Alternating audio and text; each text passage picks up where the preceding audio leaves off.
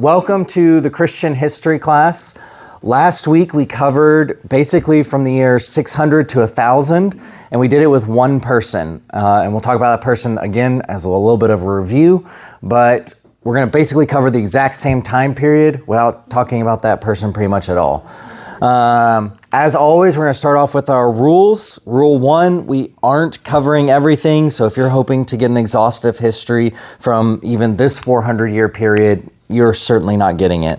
There's so much going on. There's so much going on in the world at this point that it is almost impossible to encapsulate even a 100-year period in a specific region during a class, much less 400 years.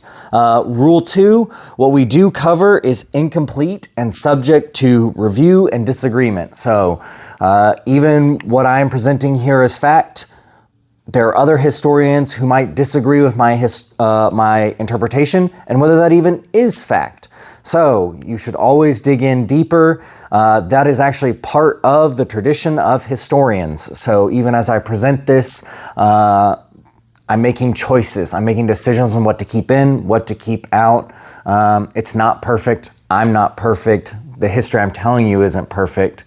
But I do hope it kind of creates a narrative for you to kind of latch on to and then dive deeper where you find something interesting. So if you find something interesting tonight or any of the other classes, hopefully you've got a launching point to dive into one of the other people we've talked about throughout this class. As I was talking about last week, we talked about Pope. Technically, it is Saint Pope Gregory the First, the Great is his full, Doctor of the Church is his full title. And you'll notice here, this is just directly from the Wikipedia page, that where it says church, it says Chalcedonian Christianity.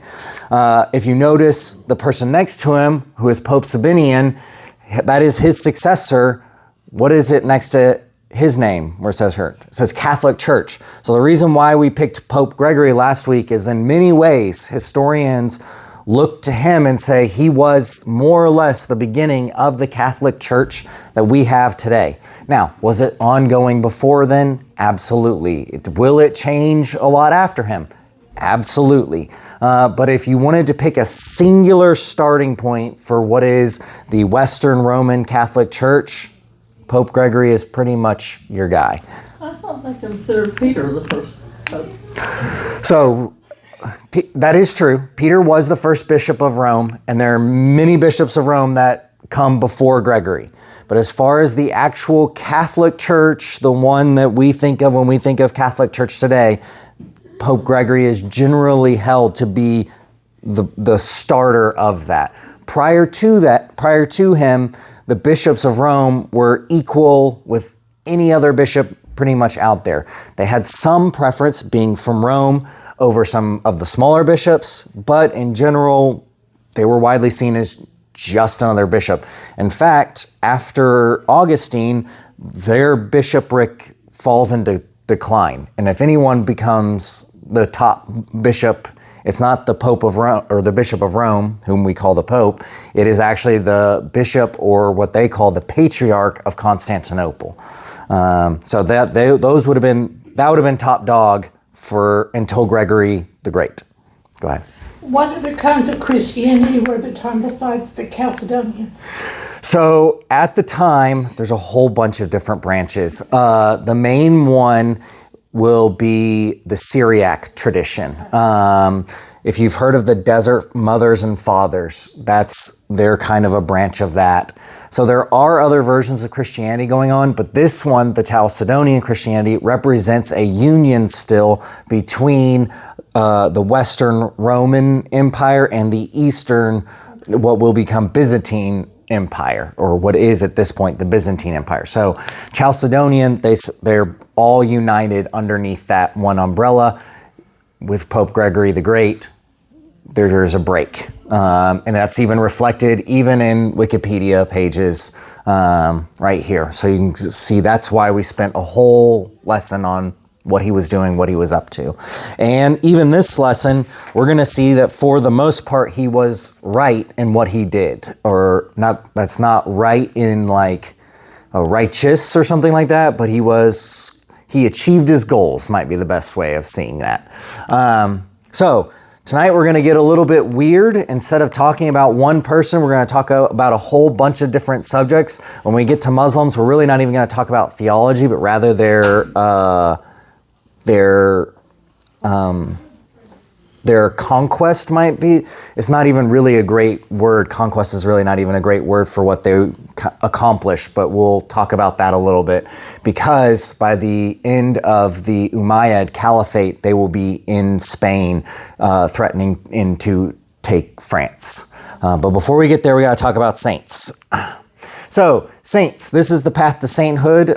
If you were listening in the early parts of class, we just had a saint be declared, that is canonized, just 3 days ago. His name is Carlo Acutis. We're going to talk about him in a minute.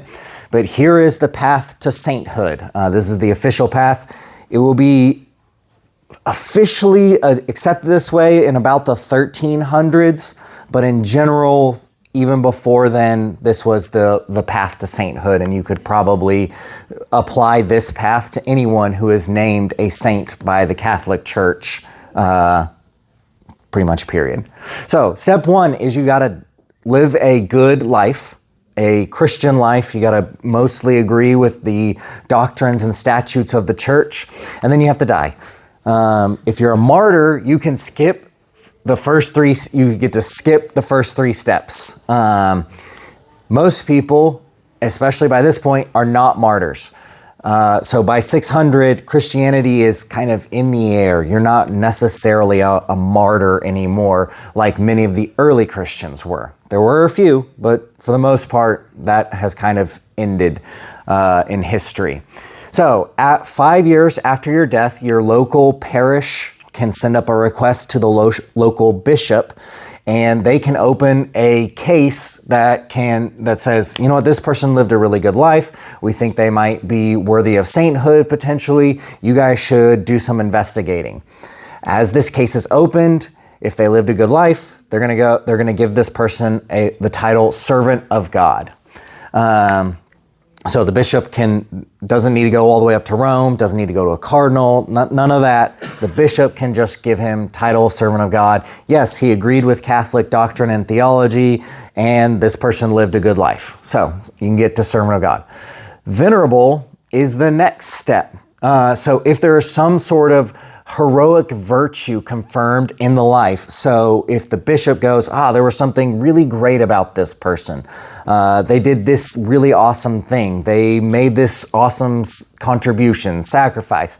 Then it can go up to the Pope, and the Pope can declare that person venerable. So if there is actually a good one. When we get to Carlo Acutis, who was canonized a saint 3 days ago, this was his biggest hurdle. He died when he was 15, and there was a lot of debate over whether he actually had a life of heroic virtue. He was servant of God just fine, and he will cross the next two hurdles fairly easily, but there was a lot of debate within the church on whether he actually lived a life of heroic virtue. Can someone who lived so young, who lived so short of time, actually demonstrate heroic virtue? He will get that title. Once you are venerable, this is all after you're dead, by the way. To go from venerable to blessed, there has to be a confirmed miracle. So for Carlo Acutis, we're going to keep using him, and I'll have him on the next slide. He passed in 2006. He was declared a servant in 2011, and the first miracle attributed to him was in 2013. So we'll talk about what that miracle was here in just a second. Then, once there is a confirmed miracle attributed to a person, a venerable person, the Pope can convene a thing and name that person blessed. Once they reach blessed, another miracle has to occur. So you can't have two back-to-back miracles. You have to be blessed and then another miracle. That's a common misconception where you go, I have a miracle in this kid's case in 2013 and 2014. You have to have another miracle confirmed after you are blessed. And that is often the sticking point. should know this from my background, but are the miracles that they're citing performed by him while he's alive, or are they after he's dead? This is all after he's dead. So it's in his name. So we'll talk, it is the most common ones are healthcare related, and that's what this young man's were. And we'll talk about them in here in just a second. You'll kind of get a flavor or an idea. It does not have to be healthcare related. It can be Or like a weeping statue. it can be a whole bunch of different things, but it is a miracle after death is the important thing. So I told you we're going to get weird today with the church. So if that doesn't pique your interest in weirdness, so this is not while they were alive. So let's talk about Carlo Acutis. This is his body in Assisi up near Milan. That he has been enshrined there and is now Saint Carlo Acutis as of 3 days ago. So let's talk about his miracles, because that seems to be the weirdest thing for most of us Protestants to grasp. So he died in 2006. His case was opened in 2011, and the first miracle attributed to him was in 2013. So his life, before I do that, let's say his life, he died of childhood leukemia. So that's why he died so young. What he was known for was creating a website for his local parish that was, but not just a website, but a template of websites that could be passed around and given out to other parishes so that they could be churches online. And in 2006, that's a fairly difficult thing to do. It's not as easy as just going to Squarespace or whatever today, and you can in 10 minutes you're up and running on a website. So this was actually a fairly technical job that he was able to complete as a child with leukemia. He also created a database for miracles that are attributed to the Eucharist. So there are a whole bunch of different miracles out there, different types, and he created the database of miracles that is attributed to the Eucharist. You can go look it up on the Vatican. That is his work. On today. So the miracle attributed to him after he was venerable was a child in Brazil, technically a child's mother in Brazil, prayed to/through, he interceded for her with the Holy Spirit and God. I'm not Catholic, so I'm pretty bad at explaining it. But this child had a congenital, that means he was born with it, pancreas disease. He could only eat liquid food up until this point. The mother goes on the feast day of Carlo Acutis, or the anniversary of his death, I believe, to church, takes her child with her, and prays that he would intercede for her and either offer relief or a cure for her child. So no solid food for this child because he was born with a bad pancreas. Child goes home, is able to safely eat solid food for the first time in that child's life. Doctors examine the child, take ultrasounds, all the normal healthcare things you would think go along with, wow, a pancreas is miraculously cured from a congenital birth defect, more or less. And in fact, this child is still alive and eating solid food today. So it wasn't like a temporary relief and then going away. So that was his first miracle attributed to him. And the Vatican takes these very seriously, goes in, examines medical records, testimonies, the whole 9 yards, because they are mostly concerned that it might be a different saint or someone that's already a saint interceded and not maybe this person. So that's actually their primary concern, is not whether the miracle was there. Was the miracle a miracle, and was this attributed to the right person? So those are the two questions when it comes to a miracle. So he was given the blessed, which they call the beatifying, in 2020, 2 weeks before COVID lockdown. His second miracle came in 2024. So recently, a lady in Let me see here. I don't see where. A lady had a friend fall off a bicycle and she suffered a severe brain hemorrhage. The doctors gave her a very small percentage chance of living. Her friend traveled to Milan, where he is entombed, and prayed at his site. By the time she had gotten back, something like 12 to 14 hours later, her friend was completely cured, and it was as if there was no damage to the brain whatsoever. So again, the Vatican is going to go check it out. Was this a real miracle? Were the doctors making it up, or was this actually a thing? And then, is this attributed to the right person? When it clears those checks, they named him a saint just this past week. They were supposed to do it earlier this year, but Pope Francis died, and Pope Francis wanted to be the one to do it. But then Pope Francis died. They had to go through the whole process. And so Pope Leo just did it this past week. So Carlo Acutis is one of the youngest saints that there is in the world, and one of the freshest saints we have. He's the patron saint of the internet, and they think he might be the patron saint of video games. Apparently, when you have leukemia, you can't see a whole bunch of people. And so apparently he reached out and shared his faith with some people through the video game World of Warcraft. And some people chose to become baptized because of him sharing his faith. So video games and the internet. The church is both old and weird and also very present and alive today, which is just fabulous and fascinating. Was that before he was buried, or You can go see him. You can go see him just like that today. There's a webcam. You can go see it. Like he will look like this if you were to fly to Assisi today, and you can go pray at his tomb.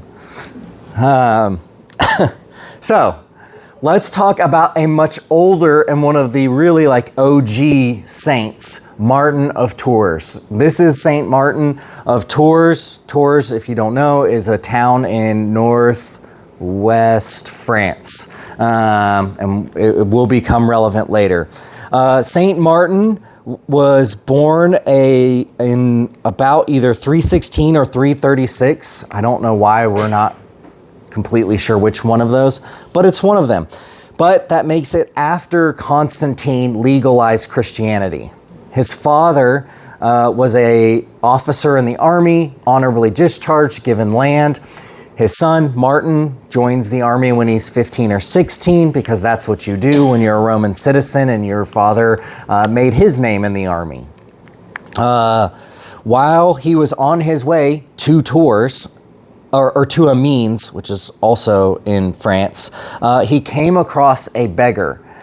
The beggar had no clothing whatsoever, and winter was settling in. And if you've ever been in the Pyrenees, or you've ever watched the Tour de France or anything like that, you can imagine how cold it might get in France as winter is settling in.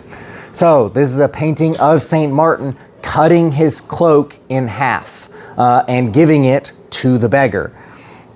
He continues on his way, because that's what a good soldier does. And that night, Jesus appears to him in a dream. And he says, and Jesus says, "Thank you for the cloak." And Martin's like, "I didn't give you any cloak. I gave a beggar a cloak.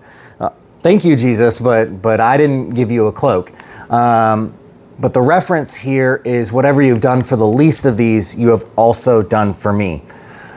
Saint Martin will be baptized at the age of 18 and retire from the army to become a priest and eventually a bishop based out of France. And he's one of the earliest French bishops, and saints for that matter. And his cloak is really interesting. This is his shrine in Tours, France. You can see they've really built it up over the years. Saint Martin is the patron saint of France. And we'll see why later this one. Fun language fact, when we refer to the cloak of St. Martin, the actual Latin is the Cappa Sancti Martini. So the priest who cared for his cloak in a reliquary was called a capellano. And ultimately, all priests who served the military were called capellani. The French translation of capellani is chapelanes. So from which the English word chaplain is derived. A similar linguistic development took place for the term referring to small temporary churches built for this particular relic, the cloak of St. Martin, as capellas, which means the word for little cloak. Eventually, such small churches lost their association with the cloak, but all small churches began to be referred to as chapels. So, why do we have chapels in our language today? Because St. Martin in roughly 350 AD cut his cloak in half and gave it to a beggar. So, that's fabulous and fun. That also kind of gets us to one of the original purposes of churches as they were built. So, as we talked about last week, the Bible was not widespread. Very few people could read it after the collapse of Rome. There were very few copies. They were widely spread out. Yes, maybe Rome had a full, complete set of scrolls. Maybe Jerusalem, most likely Constantinople. Canterbury, as we talked about last week, does a really good job collecting a whole lot of scrolls and trying its best to, but we're talking thousands of miles between those churches. You and I could not make that trip even if we could read once we got there. So both of those things, very small. So churches were built for kind of two reasons. The first one is actually to be the chapel or a place where a relic can reside. So the cloak of St. Martin, the body of Carlo Acutis. If you go to St. Peter's Basilica, they'll talk about all their tombs of all their saints. All of those tombs and saints are relics. So churches were originally built, number one, to hold relics because you needed a place of importance for relics because they were often believed to confer some sort of power. Whether you believe in that power today, that's up to you. I would argue that at the very least they have inspiratory power. Or some sort of power to unify people, at least around a common idea. And so whether they actually do magic or something like that, well, the church has a really confusing relationship on magic, which we unfortunately don't have time for. But the second reason that you have a church, especially this one, Notre Dame, is to be the seat of a bishop.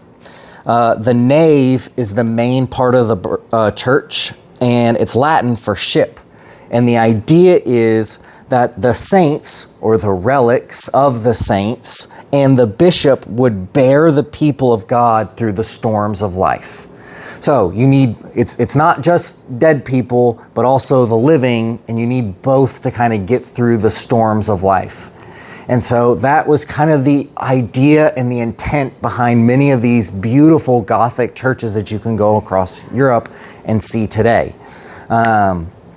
There are other names ascribed to them and how they break down and things like that, but kind of this idea of life is really hard, and we have the great cloud of witnesses of the saints among us, and we have the bishop and the people of God who are alive today. And so you're spending time within that great cloud of witnesses to build your faith. So Notre Dame in particular has two very famous relics. The one on your right is a glass and jewel encrusted enclosure of what is believed to be the crown of thorns, the original crown of thorns that Jesus wore. The one over on your left is believed to be a nail from the cross. These relics were originally collected by Saint Helena, that's Constantine's mom. So once she got Constantine on board, the lady went to Jerusalem and got as many verified relics as she possibly could and built the Hagia Sophia to hold them, basically. Why? Because relics have this idea of power to them. They're a unifying force. And if you We'll talk about that in a few weeks. So she went to go collect the relics of Jesus and the saints from Jerusalem and bring them to Constantinople to mark Constantinople as a holy city. Because Constantinople, unlike Rome, Jerusalem, Antioch, and Alexandria, lacks the historicity of the Jewish ties to it or the biblical ties to it. And so in many ways, she was trying to make Constantinople a central point for worship, or at least her central point for worship, which gives legitimacy to the city and also gives legitimacy to her son that is named after Constantine. So there are both political and religious reasons at play. St. Helena was no dummy, either way you look at it. All right, before we get on to the next part, I want to tell y'all a fun story about Creasters. Who knows what a Creaster is? Go ahead. Christmas, Easter. So they are typically Catholics that show up on Christmas and Easter. And there's a very boring reason for why they do that you can read about in papal bulls, but I prefer the legend. So the legend goes that in around 750 to 1000, the Irish would go to Mass and they get their communion after the priest blesses it, but they wouldn't swallow the bread in particular, and if they could make it home, they wouldn't swallow the wine. And they would get home and they would give it to their sick cow, their sick mother. Spit it out on their field so that it would bless their field. And this apparently was a real problem, and I guess worked because it got so big that the local priests sent a letter to Canterbury saying, how do we stop this? What should we do? Well, Canterbury sent it over to the Vatican and said, I don't know, what do you think we should do? The Vatican sends a message back that says, if you don't take communion right, you're damned to hell. And they're like, we'll snuff this out real quick. So what do the Irish get afraid of doing? Taking communion wrong, so they stop taking communion altogether. So parish priest goes, this is a problem. Sends a letter to Canterbury, says, what should we do? Canterbury goes, I don't know, they made the rule, sends it over to Rome. And Rome sends back a letter that says, all right, you have to take it twice a year minimum, Christmas and Easter. And when they do, the Irish in particular were required to stick out their tongues to show that they had eaten it. So if you pay attention to Irish culture a lot, they still stick out their tongues randomly, even grown men will do it as a sign of disrespect or ha ha ha, I got you. The legend goes, this is where that all began. They're still doing it today, just like we have Creasters today. So fun times. It's a legend. I cannot verify if it's entirely true. You can read the papal bulls about it, but whether that was the reason why they were written or not, we've lost to the sands of time. But the church is weird, and it's got weird things going on. And I guess it was working because people kept doing it. You don't do it if, the crazy guy does it and nothing happens. You're like, see, crazy guy, cow still died, took his communion like a dork. That's probably why his cow died, would be the more likely conclusion. But it must have worked. So again, the church has a really weird thing with magic. Again, I would do a whole 3 lessons on church and magic. It'd be fun. But we got to move on to the next thing, the Muslims. So we're not going to be talking a lot about the theology of the Muslims. That is a whole nother thing. What we are going to talk about is their expansion in the 6 to 800s. So this is a map from about 600 AD. The Prophet Muhammad will receive his vision at age 40 in 610. So this is a pretty good map of how the world kind of looks. Muhammad lives down on the Arabian Peninsula. You can't see it. Right here where it says Quraysh. That's really close to where Mecca is. Excuse me. You'll see it on the next map. Yeah, there it is. So there's Mecca right here. one of the things going on in his life was the Persian Empire was crumbling and the Byzantine Empire was trying to push Christianity down into the Arabian Peninsula for two reasons. Number one, to convert people. Number two, to expand their trade routes. So if you can push down and take the Arabian Peninsula, you hold all of the shipping lanes from India, notably pepper and spices like pepper. So can you imagine a Europe without pepper? Like, can you imagine your life without like ground pepper, the stuff that we put on everything? So the Byzantine Empire was pushing to take the Arabian Peninsula to get to India and at the same time convert people. This caused a lot of tension between the polytheists living in the Arabian Peninsula and the Zoroastrians living in the Arabian Peninsula and the Christians. And so there was a lot of persecution going on because the Byzantine Empire was the big bad at the time. Muhammad is experiencing this persecution. The story goes, he receives a vision from Gabriel. He writes it down in what is now basically more or less the Quran.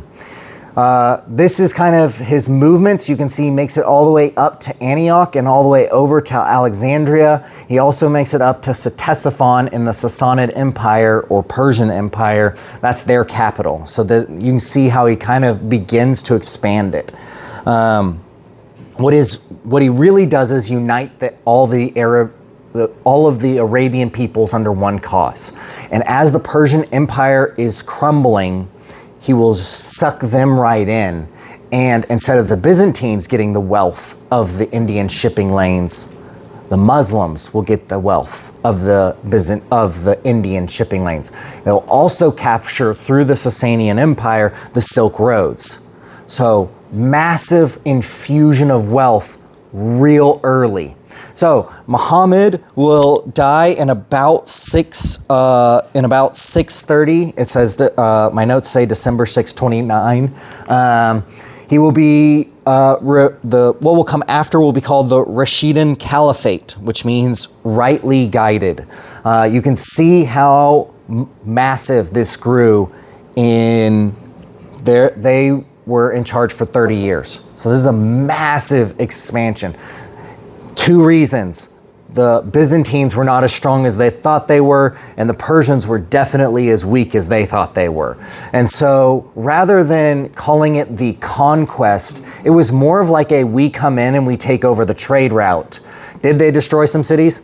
Absolutely. But for the most part, they didn't have to. They simply rode up with a massive army, and everyone went, we give up. There are even some Christian priests from the Syriac tradition, as we mentioned earlier, that actually invited the Muslims to come to their towns because they wanted them to drive out the Byzantine Christians. So the history between Christianity, Judaism, and Islam is very fraught, especially in those early years. And there's a lot of tolerance between the three in the early years, which will contrast to where we get to in 2 weeks when we get to the Crusades. This is the Umayyad Caliphate. And as you can see, it's all the way up into Spain and France. The Umayyads will take over from the Rashidans in 661. And this is how far it will spread by 750. So just 100 years later, and they already have what is the gold, most of the good stuff from Africa up into Spain. They have the Strait of Gibraltar. They'll hold Spain until, shoot, I lost the names. Ferdinand and Isabella, basically. So the Muslims will be in Spain for almost 1,000 years. At this point, from this point, which is fascinating. All right, any questions so far? We're not doing theology, just spread. All right, so why did they stop their spread? This is the Battle of Tours. Did we talk about Tours earlier? See, I thought the saint was important. Or Poitiers. This battle was fought between the Umayyad general and Charles Martel. Charles Martel is most famous for winning this battle in 732, and being the grandfather of Charlemagne. So, why Tours? If Tours is kind of that central northwest France. Well, Toulouse is known for having a citadel, a massive castle for the time. So the Muslims were not able to ride their horses past it or through it without being bogged down, and they didn't have the technology. In fact, no one will have the technology for a true siege of a castle or citadel like one that exists in Toulouse for a couple hundred years. So your other option, if you want to conquer France, is to head up the coast and turn the corner. And Charles Martel knew that that's exactly what they do and had the trap ready for him. He was outnumbered at Tours, but was able to secure some alliances and make a lot of inroads with various groups to form a really strong army under or to protect the Church of Saint Martin. So okay, we may disagree about everything else, but we got to stop the Muslims coming in, and we're going to stand where? Saint Martin. That's where we're going to make our stand. This important place. So remember when I said relics, whether they actually have magical powers or not, somewhat irrelevant, I think, because they have the inspiratory power to unite people. We see that even in 732. And you can probably see that as you look at saints throughout history. So, Charlemagne, the grandson of Charles Martel, will rule from 768 to 814. Charlemagne is more or less proof that Gregory the Great was right. So if you remember from last week, his strategy was to plant monasteries around Europe as wide as he could and as thick as he could so that Christianity would seep into the ground and be breathed out into the air. Charlemagne will crown himself or style himself, he won't crown himself, but he will style himself as the first Holy Roman Emperor. This is the first time since Rome, the fall of Rome in 410 to Alaric the Visigoth, that we will have anything that resembles a nation state. And we'll start under Charlemagne. So let's talk about the barbarians, because that's who Charlemagne was both uniting and fighting. This is a really great map from 771, right in the heart of Charlemagne's reign. Right there, he ruled the realm of the Franks right there. He will make an alliance with the kingdom of the Lombards, that was a barbarian group, and the duchy of, I can't see it from here. I think that's the Duchy of Bavaria, if I can read it correctly. What I want you to notice is how what is considered Eastern Europe is a barbarian dead space right there. There's nothing going on out. There's stuff going on out there. Mostly the Vikings and the Rus are bringing slaves down into Constantinople to be traded into and across the Silk Road. But no one holds that area in particular. So it's mostly a barbarian space. So, but what Charlemagne will force by creating the realm of the Franks is other barbarians, if they want to stand against them, to unite amongst themselves and become the beginnings of nation states. Nation states are really important because you can both trade with them and convert them. And the most famous version of that happening will be with the Hungarians. So this is a map of the Hungarian invasions throughout the 900s. So we've jumped a couple hundred years. Charlemagne will give way to a series of steward kings. No one's going to match him. They will maybe try and claim the title of Holy Roman Emperor, but everyone will know the truth. They're no emperor. They don't force anything. And if the Hungarians can make it all the way through France and Spain at this point, you're no emperor if you can't drive back the barbarians. The battle that will change the tide was the Battle of Lechfeld. It was in August of 955 outside of Augsburg. The character in the middle who's like holding a lance, that is Otto the Great. He will be the second Holy Roman Emperor. Now, if you're a Tolkien fan, any Tolkien fans out there? Any Tolkien fans? The Battle of Minas Tirith is based on this battle. So in the Battle of Minas Tirith, Aragorn carries in the reforged sword against the forces of Sauron and breaks the horde, and they retreat. We'll see Frodo carry the ring and destroy it in the next little bit. But the Battle of Minas Tirith is based off of this because Otto the Great is not just carrying any lance, he's carrying the Holy Lance, the lance that pierced Jesus' side. It has been reforged and remade, and he is going to carry it as a relic into battle. Again, will be outnumbered like Charles Martel, but will be ultimately wildly victorious over the Hungarians. And they actually outmaneuvered him too. So it is kind of a miracle he actually won this battle if you study the military history. Otto will set up, this is a map from a little bit earlier, but you can already see the shape of Europe taking place in here. You can start seeing the nation states begin to organize themselves into a map of something that is more or less recognizable today. This will be what's going on in the year 1000. You can see France is actually called France. The Holy Roman Empire, led by Otto the Great, will be most of Germany, Switzerland, all the way down to Rome. I don't know if y'all noticed it, but back here, this is the might of Rome. These are the papal states right here, these little guys right there. Quite a bit different from this. This is an empire. This middle part, you can safely call that an empire. So they're going to force these organizations of nation states into it. As they're forced into organized nation states, they're going to choose trade over war. And when they choose trade over war, they're going to get converted into Christianity. So this is a really great map of dividing the East and Western Christianity that we'll talk about next week, where you have Western Christianity and Eastern Christianity.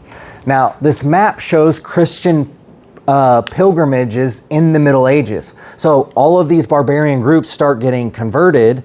What do they want to do? They want to go to the Holy Land. And it's actually now safe to do so. So because Eastern Europe is now a little bit more organized, you can actually make a relatively safe trek and relatively affordable trek to the Holy Land to actually go visit Jerusalem, go visit the Church of the Holy Sepulchre, go visit Antioch where Peter and Paul were, go visit Constantinople. What that is going to cause is the Eastern and Western Christians, which had been separated by barbarian no man land, to start rubbing shoulders a lot more frequently. Before, there were definitely ambassadors going back and forth, but how well do you know what's going on in Kazakhstan today? Probably not very well, but our ambassador knows exactly what's going on in Kazakhstan. Similarly, the Kazakhis probably don't really know what's going on in America, but their ambassador knows perfectly well what's going on. So ambassadors definitely, they understand, the upper echelons know what's going on, but this is the first time that the common people will bump into each other, rub shoulders, and that's going to create a lot of friction between the two, because Rome now has an empire again and wants its spot back as the primary Christian city. They can't have it because Constantinople has been the primary Christian city for at least 500 years at this point. Or at least that's the way Constantinople is going to see it.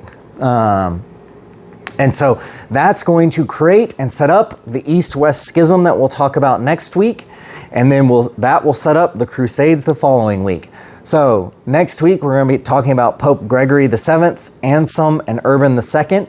And these three figures more or less help typify the differences between Eastern Christianity and Western Christianity. They're all Western Christians, by the way. We're not gonna, I don't understand Eastern Orthodoxy well enough to argue their point of view. And so, if you'll recall, we had this image or this vision of Augustine, or of Gregory the Great, catching Augustine's vision to create an empire, a Christian empire. Gregory the Great, in some ways, has very much succeeded in holding on to what is Western civilization and carrying it on to the next phase. His successor in Gregory the Seventh will see how he has failed, and he is going to begin one of the first reform movements in Western Christianity. And so he's going to reform this bridge, or build onto this bridge, maybe, it depends on how you look at it, and change it, because in many ways, what Gregory the Great did was great for his time, but now it's failing the church in some of its other ways. So that's next week. I think that was the bells. So if you guys have any questions, please come up and ask me. I know that was a lot, but I hope it was kind of fun and weird. So thank you guys.